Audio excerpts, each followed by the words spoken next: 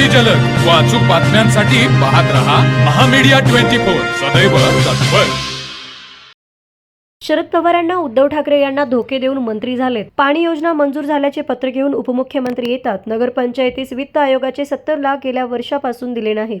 ते 65 कोटी रुपये पाणी योजनेस देणार काय याचा विचार करा आणि आलेला निधी जनतेसाठी प्रामाणिकपणे खर्च करण्यासाठी काँग्रेस व मित्र पक्षाचे नगराध्यक्ष पदाचे उमेदवार दीपक वाडकर यांच्यासह सर्व नगरसेवकांना बहुमताने निवडून द्या, असे आवाहन काँग्रेसचे ज्येष्ठ नेते व माजी मंत्री सतेज उर्फ बंटी पाटील यांनी केले।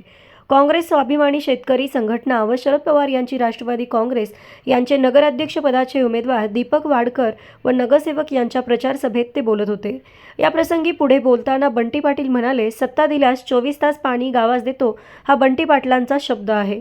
मी मंत्री असताना मोठ्या प्रमाणात निधी दिला आणि गावातील पाणी, रस्ते, गटारी, आरोग्य, शिक्षण व समाजात एकोपा ठेवण्यासाठी काँग्रेस मित्र पक्षाचे सर्व उमेदवार निवडून द्या। माजी आमदार राजीव आवळे म्हणाले, सत्ताधारी खोटी आश्वासन देऊन लोकांना भुलवत आहेत। सत्ताधाऱ्यामध्ये एकमत नाही, राज्यात वेगळी भूमिका, गावात वेगळी भूमिका घेऊन एकमेकांच्या विरोधात लढत आहेत।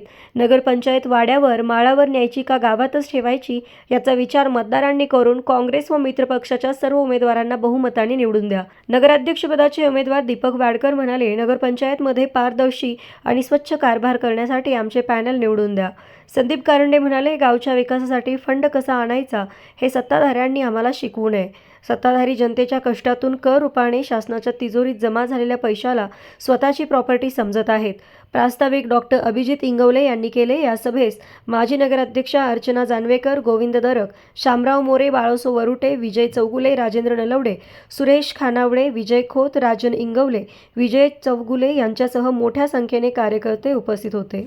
तर मग चला सबस्क्राईब करायला विसरू नका महामीडिया 24 न्यूज चॅनलला। महामीडिया 24 सदैव तत्पर।